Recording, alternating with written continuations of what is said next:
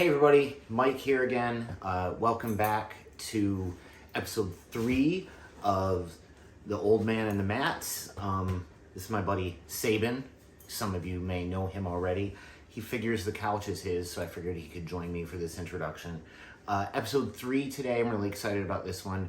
We're going to be talking about some safe training practices as you get older and safe takedown practice. We all know that jiu-jitsu competition, or you should know if you're watching this video, jiu-jitsu competition starts on the feet. We don't always start that way in training. Takedowns are one of the more dangerous aspects of training in terms of injuries, especially as we get older. And so I'm going to share with you some of the things that I do to try to make that practice even safer. And yeah, he is such a whore for attention, this dog. The video is all about you, buddy. All about you. I'm gonna share what I like to do to make takedown practice as safe as I possibly can, yet still get as much benefit as I can from the practice when it comes to getting ready for competition. So again, thanks for joining me. Like and subscribe if you like this content, and let's get going to episode 3 of Old Man and the Mats. All right, thanks so much. Bye-bye.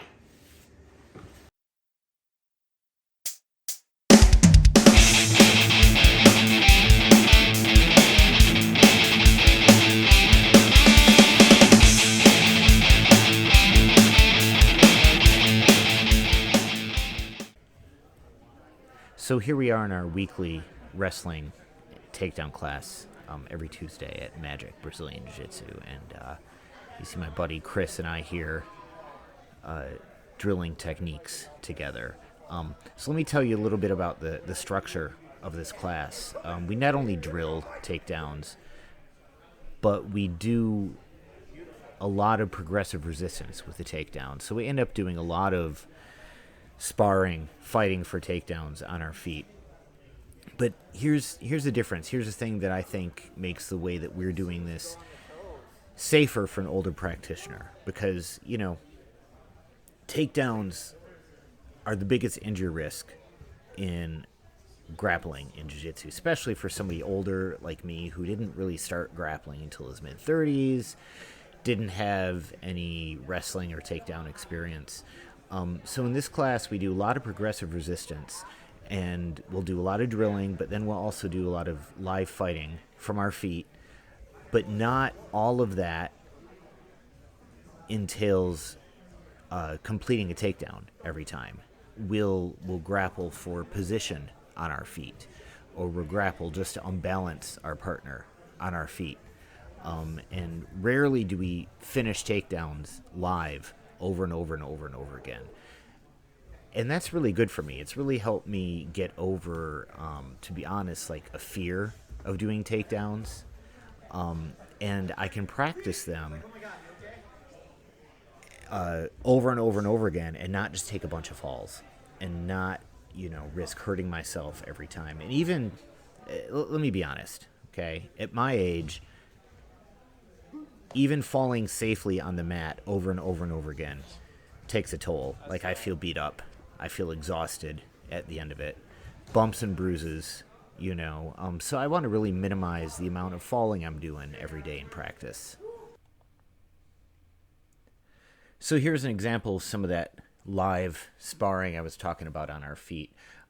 We're not going for takedowns here. We're fighting full bore.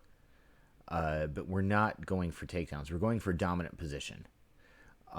So the match ends when somebody obtains an underhook or double underhooks and can hold it for a couple seconds, a body lock, leg or hip control, a front headlock, taking the back. But we're not supposed to be taking people down, although there's about to be a takedown right now. Yeah, that happened. Luckily, Miles is okay. And JL, the guy who did the takedown, had pretty decent control over it. But the goal of this is not to take each other to the mat. It's just to obtain that dominant position where you could do something. And it's good because we can fight at 100% and not worry a ton about injury because we're not getting thrown around all the time.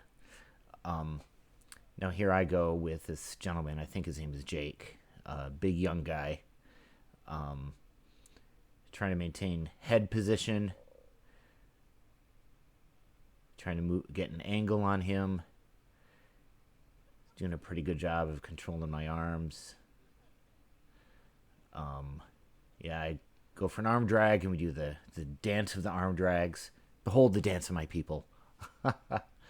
Again, head position, trying to get my angle. He goes for a shot.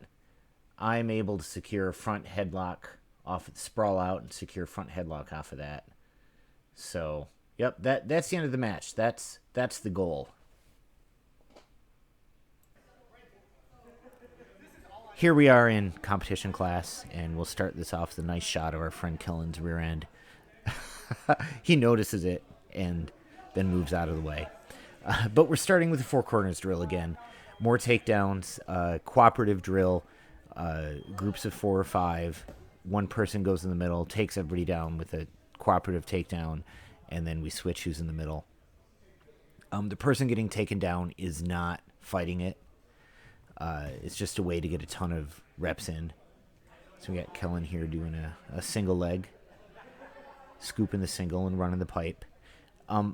Something that's important as an older practitioner is I have to be okay with saying no to drills, takedowns, partners that I feel unsafe with.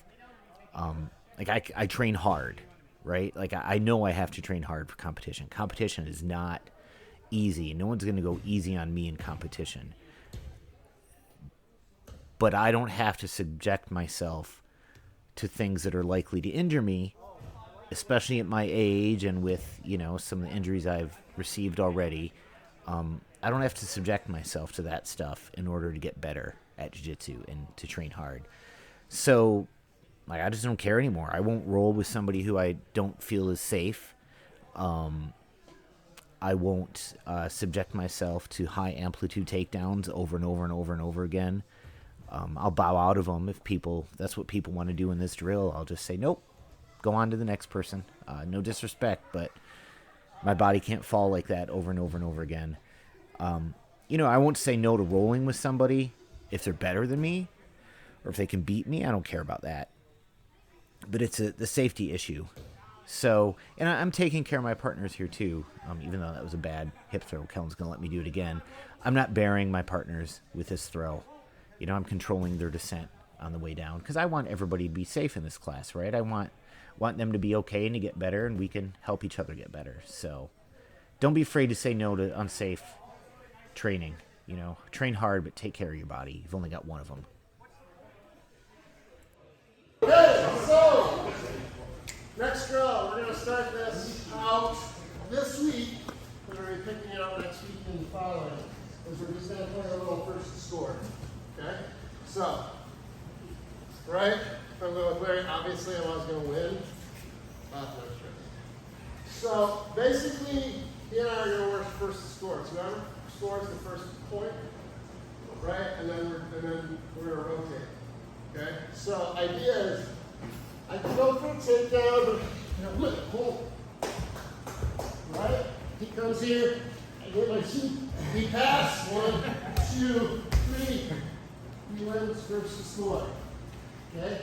There he stays in. Next person goes. Okay? I want you guys to keep it with the idea that let's just start out a little bit slower, right? So we can ramp up to this. Because it gets really eager, especially for some of you newer guys, that you guys are going to jump in. There's no gold medals for this, right? I want you guys to have hard rolls. I want you to have good defenses. I want you to work on your takedowns, your passes, your sweeps. But, right, at the end of the day, if you feel that you're going to go, don't fight it to the point of, you're going to blow your patella out, right? Or you're going to post your arm, right? It's not that. Take the fall. If you're already getting swept or taken down, you failed way before you got to that point. right? You let him get his hands, you let him get his grips, you let him get all of his your legs, whatever it is, right? But by the time you're going over, it's already too late, right? You made the mistake. So take it, reflect, work on it again. I'm not saying you never fight it, but, right? Just be smart about it, okay? All right, so now we are doing simulated matches first to score. So whoever scores a point first, quote unquote, wins the match. So I pull guard on Robert right away. Young, athletic guy, super nice. I really like training with Robert. He pushes me pretty hard with his athleticism, but I'm exhausted after over 2 hours of training already tonight, so I'm not going to do the fight for the takedown with him. I actually get his arm across his body here, and as he stands, I change my angle and flower sweep to mount and hold it for a couple seconds and get the points. And now I'm on to Hunter, 15-year-old, who is the son of the purple belt, Chris, that I was working with earlier in this video.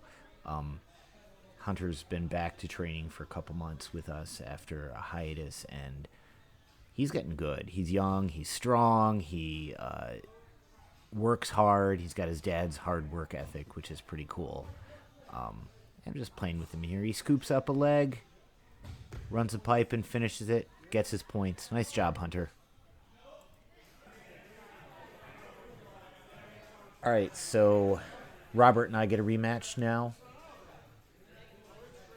Ethan thinks he's up, but I pull old man rank on him. It's my turn. Anyway, Robert and I go. He pulls guard on me right away, which takes me off guard. Get it, off guard. I'm surprised by that because he likes to usually wrestle for the takedown. I'm a little thrown off by this. He's difficult to deal with on the bottom if his legs are in play. He's scrambly, he's got good hip movement, he's fast and flexible. I try to pin the bottom leg down and work my way around. He's not having any of it. I throw an ankle lock, which he's twisting and I can't control him. And he twists out of it and spins around and passes my guard, takes side control. Nice job, Robert. All right, we're on to some positional sparring. I've got a new partner, this gentleman named Chris. We're basically just starting rounds, short rounds, with one person in a disadvantageous position. So Chris mounts me, and we're just going to roll from here. So he's a big, heavy, strong guy. So I'm working on trying to keep my elbows in. He's trying to work an Ezekiel from over there, I think, so I defend that. I kind of root my left foot to get on my side and try to flatten out my right leg. That way he doesn't have me flattened on the mat. And he kind of goes to this S mount, and so I feel he's off balance. So I'm about to work a deep half sweep here. And it's right now. Yep. I make his leg light, grab his hip, roll over. I'm going to pin one leg to the mat, sprawl my weight out on it, other hand on his hip, walk around his legs, flatten him out into side control. I'm going to grab his lapel with my left hand and straighten up my arm and use my forearm against his carotid, and then step over with my leg to get the other carotid and get the choke. Thanks, Chris. You're a good partner. Appreciate you.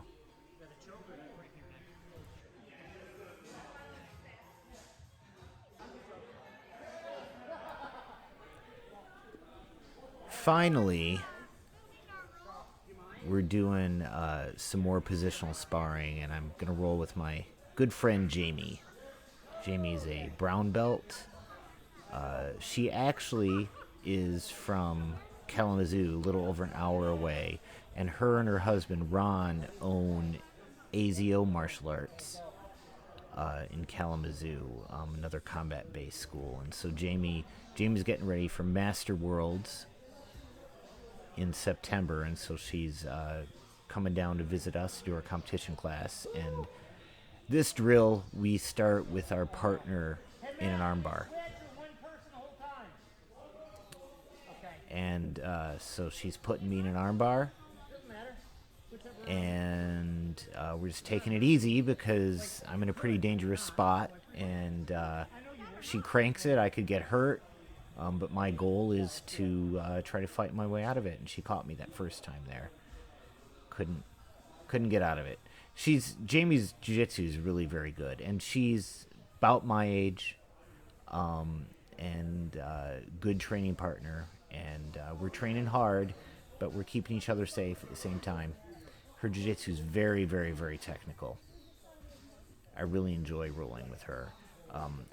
I visit their gym out in Kalamazoo on a regular basis, and I'm actually headed out there in just a few days again, so I'll make sure to bring the camera and we'll record some of that training and get Ron and Jamie, her and her husband, on camera talking about their jiu-jitsu journeys and how they prep for competition in their 50s, and it'll be good. But we're having a good time right now, and I appreciate rolling with Jamie.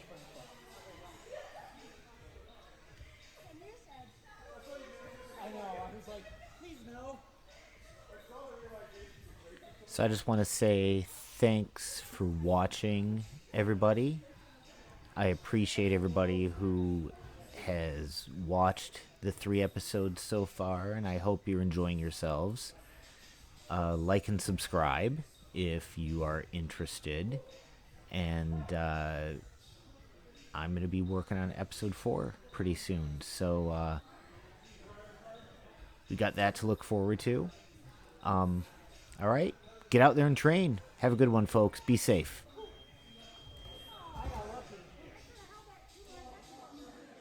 Call all you want. Run the camera if you want to. Get some footage of all these youngsters here if you want. That's a beautiful shot of your crotch. Yeah, there it is. Did you purposely have it zoomed in? Oh.